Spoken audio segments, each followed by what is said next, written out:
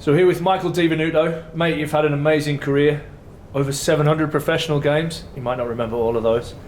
Across all formats. 25,000 plus first class runs. Over 9,000 list A runs. And let's not forget 15 wickets across that career. You've had stints with Sussex and Derbyshire. But more importantly to us, your Hall of Fame inductee number 10, mate. How does that feel? It's pretty awesome.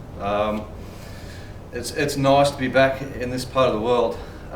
Just travelling up yesterday from Leeds, brought back a heap of memories. I caught up with Jeff Cook and Nigel Kent last night, which was wonderful to see them. I haven't seen them for ages, and just a lot of reminiscing about a great time personally in my life and our family's life to spend 6 years here, and enjoyed a lot of success with the club, winning our first trophies here.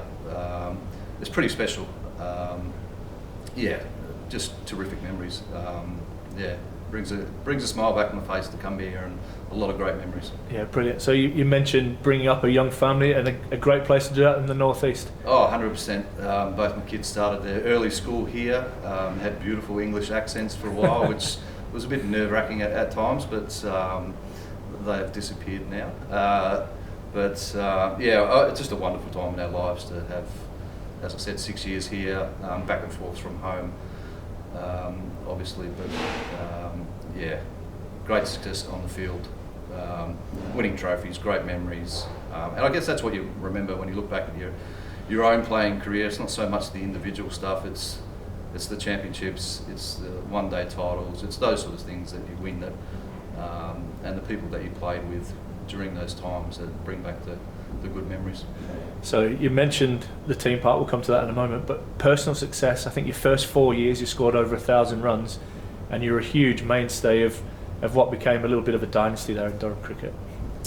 Yeah, I think Durham got me at a really good time in my career. If I look back now, I was probably at the stage where I was at the age where I wasn't going to get picked for Australia again. Australia were looking down a much younger path, and for me to be a professional cricketer all year round was to be an overseas player over here. So I was in probably mid-30s, early to mid-30s throughout my time here, and just on top of the game, I think, from a personal level. But again, the enjoyment factor and performances come from team success, I think, so they tend to go hand in hand. So the more you're enjoying your cricket and the teams that you're playing with, I think more success can come from that. And you, probably as a role model, it probably don't need to look any further than somebody like a Mark Stoneman. How did you kind of work around that as you was a real senior player in that environment? Yeah, Rocky certainly was someone that I had under my wing. Apologies for stealing him and taking him to Surrey a few years ago. But with my coaching hat on there, he was sort of the perfect type that I was looking for to get around the younger players. So it was sort of a role reversal from my playing career, and then sort of dragged him to Surrey to do something similar for us, which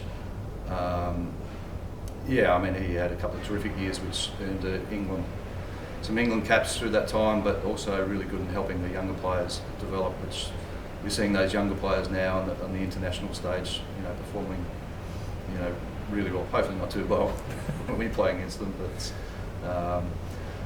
Rocky was outstanding, and Scott Borthwick as well. I pinched him as well, sorry about that. Glad that he came back. Those two were terrific. Excellent, Mick. And where are we? If we look more from the Durham club message, do you have a message for our supporters and our fans that kind of backed you all the way, and some of them will be watching here tonight? It's Salt of the Earth people. Wonderful club to play with, well supported. And I guess that's what helps with all the memories as well, is that the support that you get from the whole northeast region. I've been at a few places on the county circuit. The fans here are terrific and fair, I would say. You get to some places, if performances are poor, then the supporters can turn. But I think in general, I thought we had outstanding support, certainly during my time here and watching how Durham's progressed. I always keep an eye on the teams I play for, and especially the ones that I have fond memories of. The Durham boys have seemed to have gone from strength to strength over the last few years, and I think have performed pretty well in Division 1 in their first year back this year with a mid-table result. So I think they're only going to go from strength to strength. It's purely from the outside looking in, of course. You don't know the ins and outs of what's going on, but yeah, the boys seem to be playing some really good cricket. I mean, Australian cricketers have had a massive part in this club. To follow the likes of Dean Jones and David Boone into the Hall of Fame, how does that feel? Yeah, pretty special. Dean Jones was, yeah, one of my idols growing up. Loved the way he played the game, changed the game in one-day cricket in Australia. Booney, naturally a Tasmanian. I'm good mates with Booney, and he was my first captain at Tassie, and following his footsteps here was truly not an honour, I guess. And those two in particular, to be able to play at the same club that they did, yeah, it was pretty cool. And there's a lot of similarities here between Durham and Tasmania.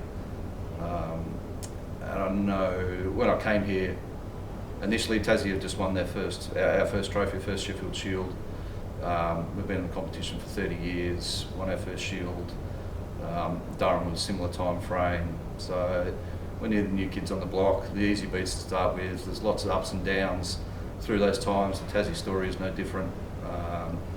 So to come here, you know, we had a good team put together, some outstanding players, both internationally for England and domestic players.